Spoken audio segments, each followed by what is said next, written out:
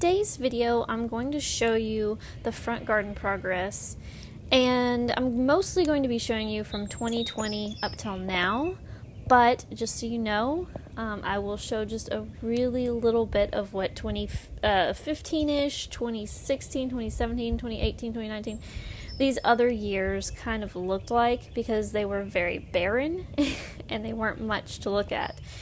So let's go ahead and get started.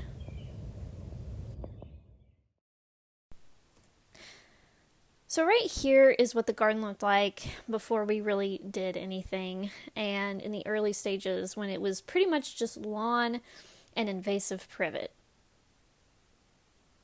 It was just a barren wasteland. It was just it was just deserted, basically, of wildlife. All we really had were yellow jackets and invasive birds like starlings. So you can imagine it was pretty much devoid of life, and it was boring, and it was just kind of sad.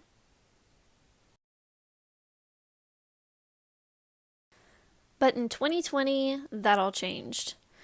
I started developing the garden. I started expanding the garden. I added a lot of annuals, and I added some natives, but mostly non-natives. So I added a lot of zinnias and celosia and coreopsis, cosmos, things like this, because this was kind of my early days of trying to draw in the butterflies, trying to draw in the birds. And it worked. It worked. But the thing with zinnias and a lot of the annuals is that you have to plant these seeds every single year. Maybe sometimes they'll reseed themselves, but you also kind of want to be careful, because if a non-native is reseeding itself too much, then it's borderline invasive at that point. You kind of want to watch.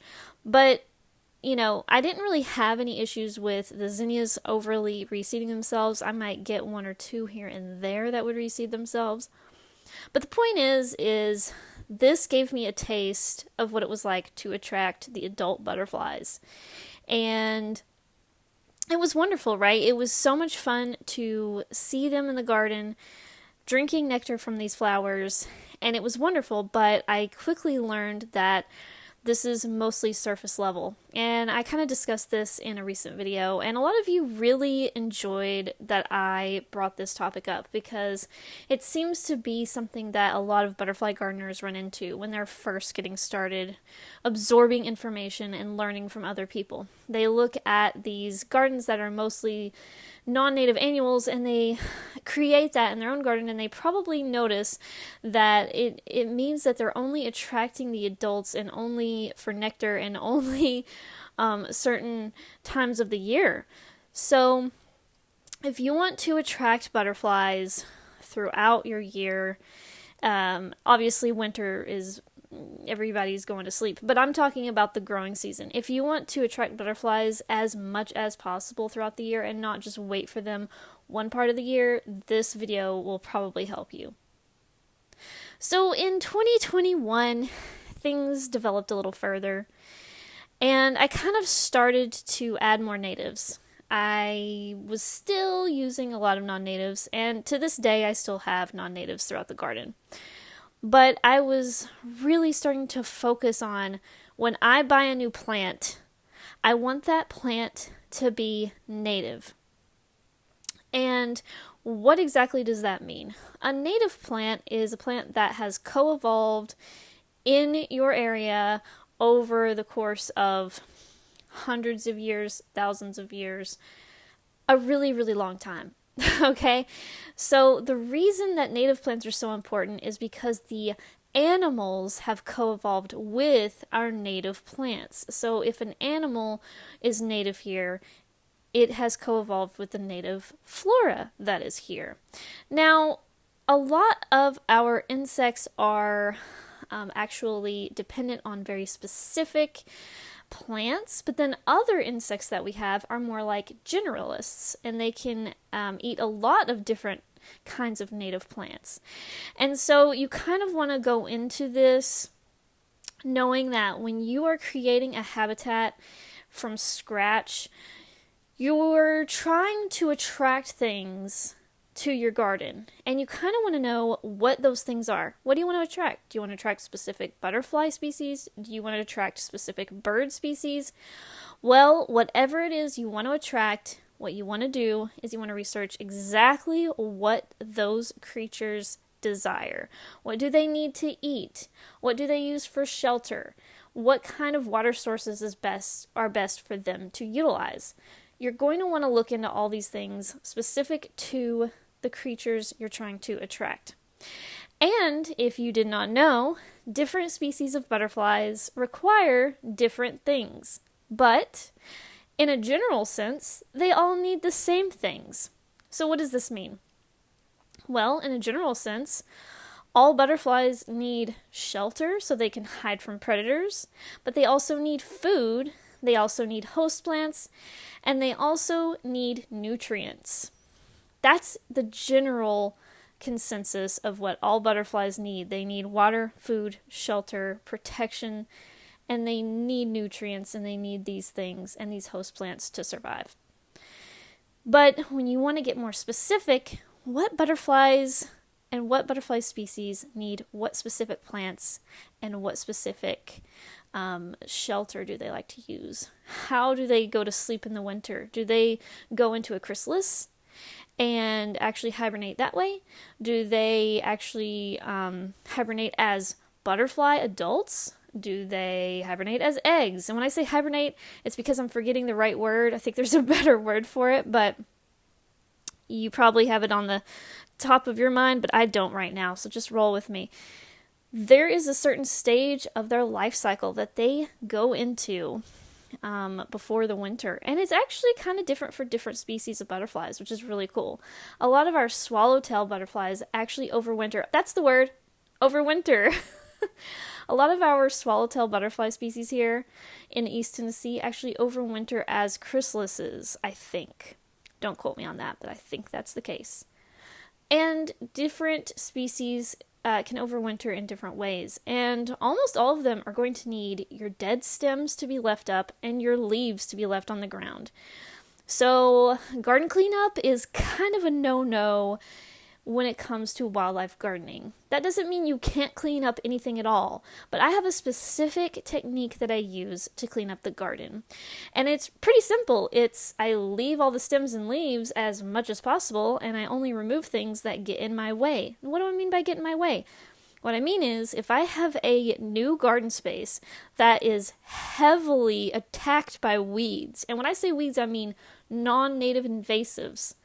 If non-native invasive plants like Bermuda grass and non-native speedwell and non-native honeysuckles, privet, these things are coming into this bed because it's such a new bed and has very little native foliage, then that is a bed I have to clean up in pretty much any stage of the year until it gets established, right? So until my native baby little seedlings or saplings, whatever the case may be, until they grow up big and strong and they can cover more ground, I have empty space between those plants. Now, you could try mulch. I have had lots of different experiences with different types of mulch.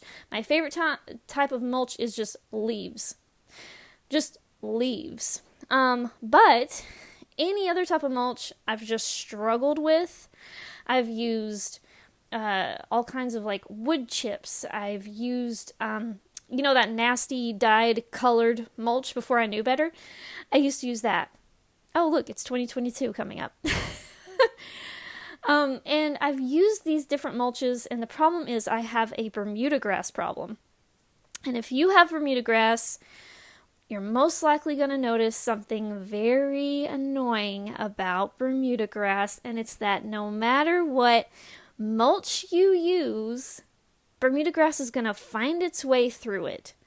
So I found that using mulch, specifically wood-based mulch, like chips or bark or, that dyed stuff, Bermuda grass just snakes right on up through that mulch, and I hate it. So the problem is that mulch is suppressing all your seeds from sprouting, from your native plants that you're growing. Yes, the mulch that you put down around your plants is not allowing your seedlings to come up. If you want things to self-seed, then you don't want to use mulch. Okay, I know, this sounds counterintuitive, but what I noticed was the mulch that I was putting down was preventing everything except my number one worst enemy, which was Bermuda grass. So I noticed that it was counterintuitive for me to use, for the most part, any kind of wood-based mulch, because the grass was just coming on up through it, just the Bermuda grass pretty much, and then it was just suppressing all my other things and wasn't allowing my native things to seed in. So what's the point? I don't want the Bermuda grass, but I want the native plants. So you actually want your native plants to fill in and become your green mulch, because over time the Bermuda grass will have less and less room to grow. Bermuda grass snakes through everything and it strangles everything, especially non-native ornamental plants. It will just wrap around and around and around and around your peonies and your daylilies and your irises. All these non-native things, Bermuda grass is just gonna wound around all these things. And it's not that it doesn't try to do that with natives, but if you pick aggressive natives with really deep root systems, you're gonna have so much more luck getting the Bermuda grass out of your beds. Because let me tell you, I have sprayed Bermuda grass with Roundup. I have done it multiple times. I have used wood-based mulches. I've used leaf mulch. And leaf mulch has been probably my best case scenario. But the problem with leaf mulch is also its actual, good quality is that it breaks down really quickly. But the problem is, as it breaks down, the Bermuda grass pops right back up because the leaves have broken down. So, what am I trying to say? What I'm trying to say is, in my personal opinion, and everybody has a different opinion, and that's totally fine. In my personal opinion, your best bet for getting rid of as many weeds as possible with as little work as possible is to plant as many native plants as possible. And you can't just plant a tree or a shrub and be done with it. You've got to plant layers. You got to have well, you don't have to have your tree layer, but my point is, at the very least, you got to have a ground cover layer. And then you have to have a middle layer, I would say. You want plants that are, short, but you also want plants that are a little taller. And the reason for this, it creates a shady environment at the ground level, which Bermuda grass really, really doesn't like. So, although you would think these wood mulches are creating a shade situation, the Bermuda grass doesn't even acknowledge that because it'll grow right up through that mulch. But if you have layers of plantings, it's a lot harder for Bermuda grass to just take over everything. So that is my spiel on mulch and the experiences I've had in my own garden. So try to plant a lot of ground covers, a lot of aggressive natives, within reason. Obviously, you don't want it to be so aggressive that it's a monoculture, but you want to have these natives that are going to spread on their own, and they're going to take up space, and they're going to shade out the things you don't want. Now, another thing I have noticed over the years of gardening here is that you need to think about what kind of garden you want to have. I say this so often that you're probably sick of hearing it, but you want to think about what kind of garden you want to have. Do you want a woodland? Do you want a prairie? Do you want a shrub thicket? Do you want a savanna? Do you want a wetland area because you have a really moist, wet garden? Do you want to have like a wetland garden? Do you want to have a rain garden? You need to think about these things because it's going to impact your garden plan. And so an important thing to note is I live on a 1/4 acre in the city, and I have power lines on the east end of my property and at the corner of my property near my mailbox. These power lines do not cross the front of the property near the road. They don't cross, they're not right above my road bed, so that's great. They go across the street instead. But the reason I tell you this, see the power lines in the video right now? You can see them right there. When you're working with power lines above you, you have to keep in mind to plant shorter things under these power lines.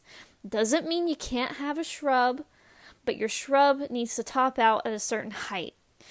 Now, you really just don't want any interaction between branches and power lines if you can help it, but if your shrub gets just a little bit taller than your power lines, it should be okay because those branches typically are going to be thin and they're not going to be heavy and thick enough to bring down your power lines if they break and they fall.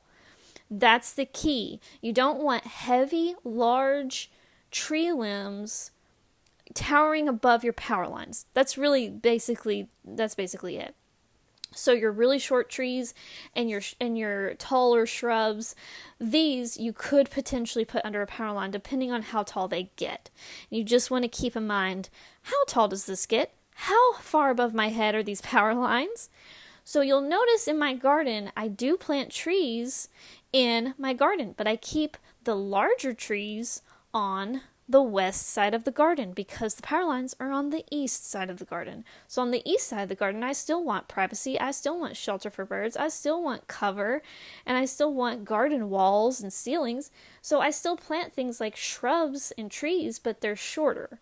They're not as big, they're not going to tower over everything. Or they're skinny, kind of like the emerald green arborvitaes. And then the shrubs are arrowwood viburnum. And the other shrubs are American plum. And another example would be Washington hawthorn. But the Washington hawthorn, I have several feet within the fence and away from the power lines. So as it grows, even if it does interact with the power lines, it's going to be those smaller twigs. It's going to be way further outside the crown of the plant. So these are things you want to think about when you design your garden space. You also probably want to create some kind of space where you can feel comfortable to sit and you can feel sheltered and you can feel enclosed. And I think my favorite way to do this is with trees and shrubs. So right here we're in a place I call the cubby hole, and this is a very shady little spot, and it's enclosed between these trees and shrubs, and it feels like its own little place, and that's why I call it the cubby hole, because it's just, you can feel the temperature change.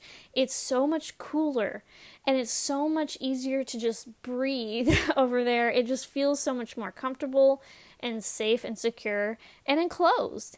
And you don't feel the baking sun beating down on you in that spot. So it would be a great place to add a bench or a chair if it's level enough for your bench and chair to sit on. Another thing you want to think about is, what other wildlife do you want to attract? I personally love birds almost as much as butterflies. And I really like to plant things that will attract the birds and the butterflies. And purple coneflower in the middle of this video right here is a great example of that. Purple coneflower attracts butterflies like crazy, but it also attracts birds because when it goes to seed and you leave your seed heads on your plant, yes ma'am or sir, please leave your seed heads on your plant as much as possible, because the birds love echinacea seeds.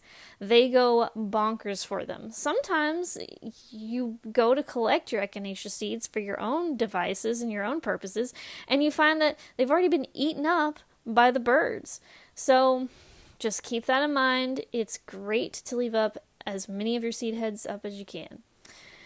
So what's another reason I might cut back my seed heads and my stems? Well, I typically only do that in a new garden bed that has a lot of weed pressure and I need to pull weeds a lot. Because it's no fun to be pulling weeds in a little square foot area and you get poked by stems. You don't want to get your eyes poked out. So sometimes it's just practicality purposes. You just have to cut back the stems so that you're not getting poked and prodded while you're trying to pull your weeds. That was a lot of P's. Cool. So I leave my stems and my seed heads up as much as possible, but if I am pulling a bunch of weeds in an area because this garden bed is just way too young and doesn't have enough density yet and has way too much weed pressure, if I'm pulling weeds in that, I'm gonna probably have to cut some of those stems because otherwise I'm gonna get poked in the eye by a stem, and that's just no fun. So when you hear people say to never clean up their stems and never remove the leaves, there should be a caveat to that, and it should be unless it's a new garden space where you need to do a lot of weed pulling and you don't want to get poked by these things because it's just not fun. So another thing I like to do is, I mentioned it earlier, is I like to let my native plants reseed themselves, self-sow themselves throughout the garden. This has pros and cons. The pros are that you get free plants and you know they're native because you can identify the plants. So once you figure out what plants look like in all stages, you quickly learn how to figure out what plant's what. Like, I can tell if a seedling is an ironweed or a frostweed pretty early on. And let me tell you, those are two great plants to keep in mind when it comes to letting them self-seed. I do let my ironweed and my frostweed self-seed because, especially with the ironweed, the birds love ironweed seeds. They love them. I think they also love the frostweed seeds, but I haven't had as long of a time to really watch that and like observe that. I think they eat them, but I definitely see them eat the ironweed seeds. And the con of this is you're going to get these plants popping up everywhere. And I mean everywhere. If you let your seed heads on your plants stay all through the winter, they are going to self-sow, which is good, but also bad. And when I say bad, I mean it's not really bad. It just means it might be a little bit of maintenance for you because they might pop up where you don't want them. Where might you not want your tall ironweeds and your tall frostweeds to pop up? In front of shorter plants. That is going to be probably the more annoying thing about letting things self-sow, is when a tall plant self-sows in front of a short plant. That's just a design thing. That's just an aesthetic thing. If you don't care about that, that is great actually, because then you don't have to worry about it.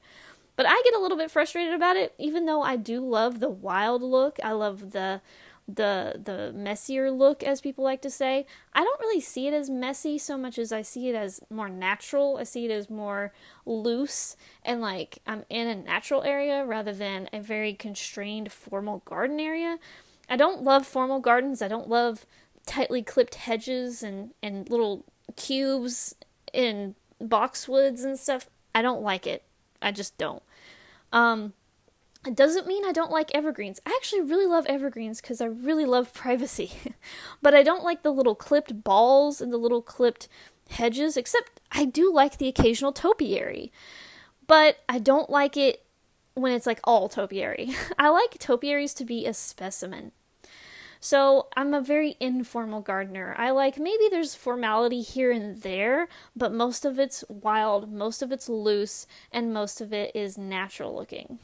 You know, with just touches of human intervention here and there.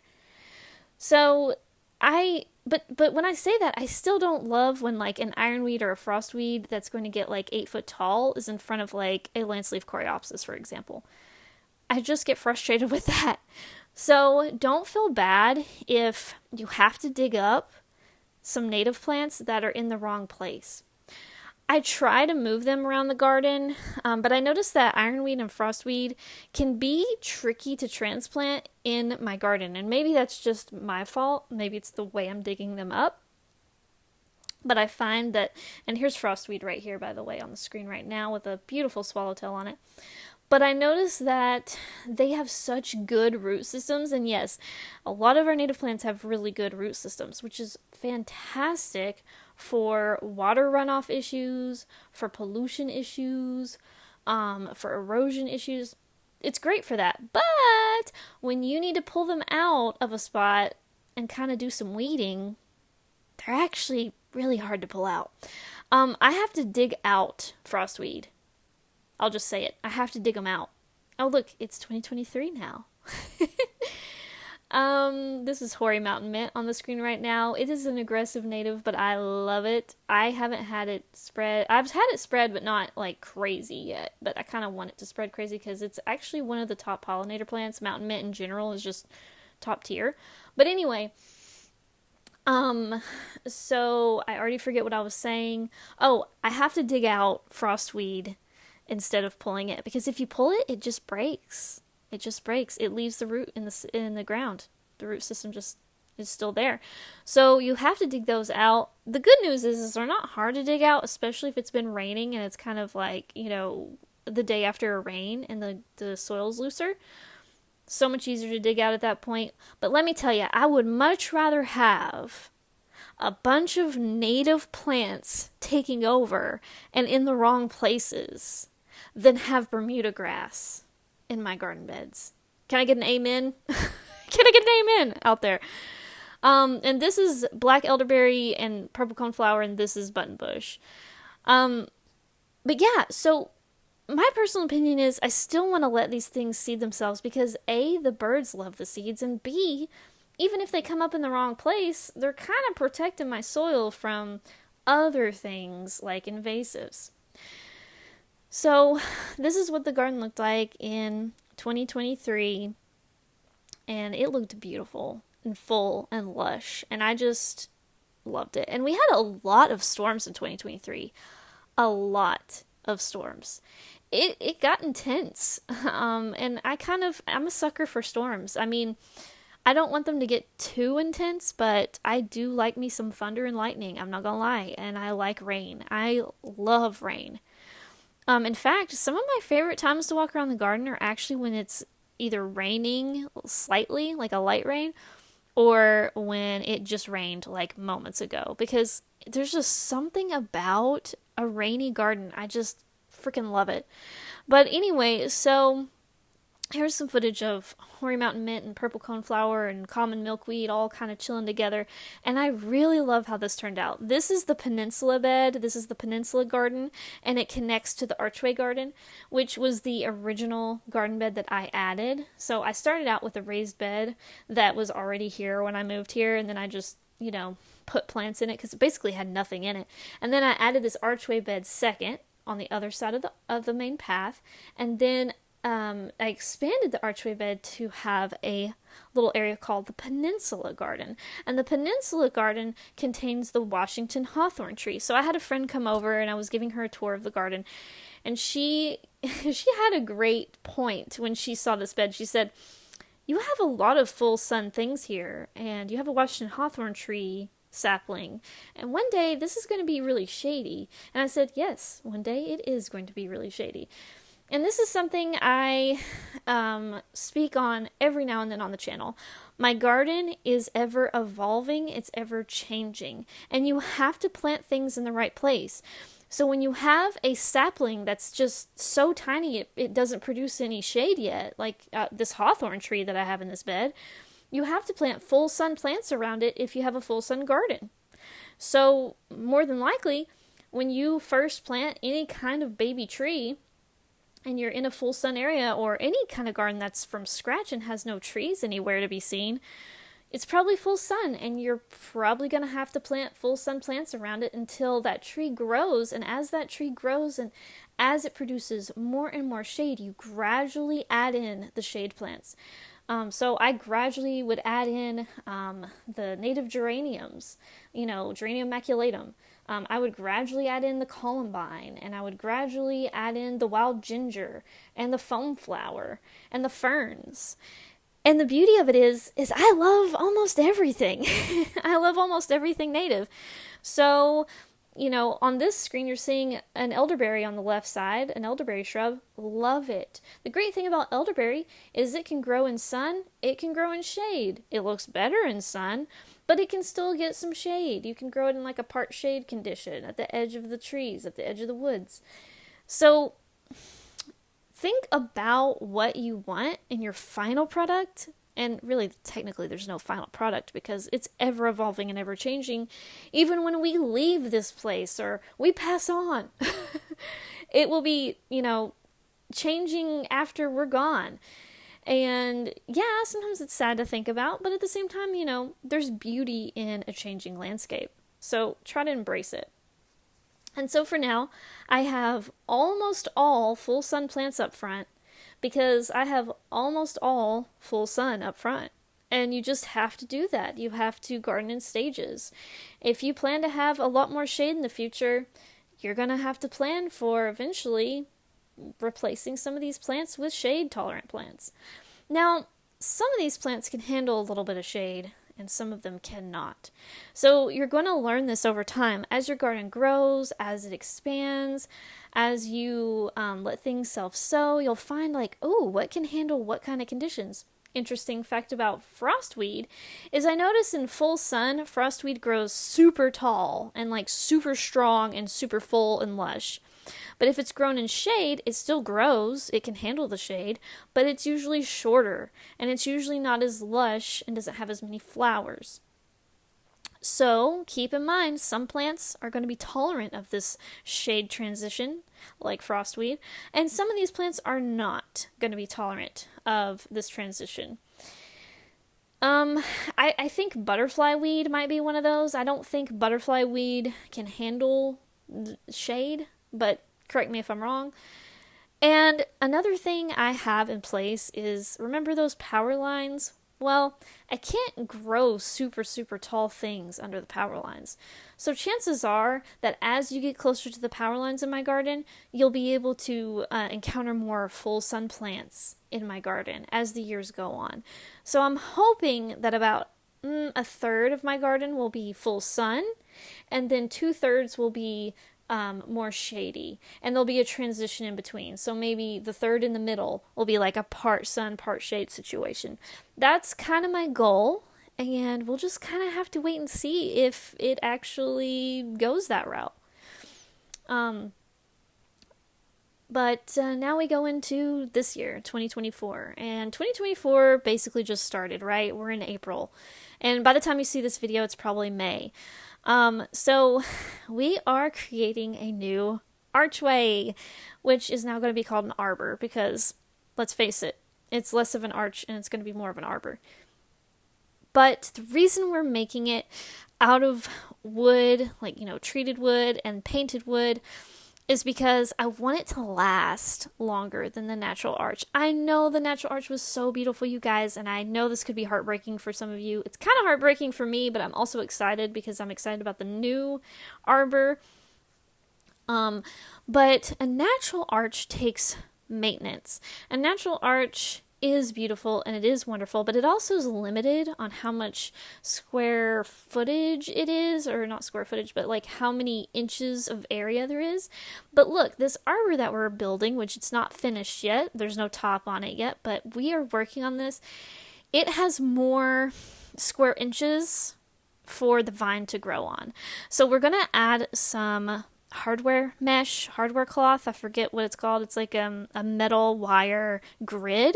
We're going to add that on this, and that way the little tendrils of the passion vine can just grow on this entire arbor.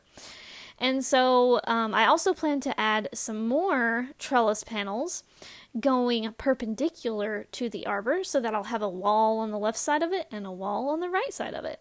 That's the plans currently, but it could change. But see how it looks from this angle? It would look better if it had a trellis wall on the left side and a trellis wall on the right side, because then we would get that privacy that we had previously. Because previously I had a natural arch in the middle, and on the left side I had a trellis, and on the right side I had a trellis. That way the passion vine could grow on all these pieces, and it had all this room, and we had all this privacy there. So that is the plan, and I'm really, really excited for 2024. I cannot wait to see what happens next. I love what has happened already, and I hope that we continue to cultivate this habitat and add to it and make it better and better every single year. And I mean, come on, the elderberry shrub is just epic and amazing. I mean, that's probably one of my favorite shrubs that I have. So guys, I hope you enjoyed this video. I hope you enjoyed the tips and tricks I gave. Have a great day. You all requested it and it's finally here. Reduce Your Lawn shirts are now available in my brand new merch shop. Thanks so much for supporting the wildlife habitat we're creating.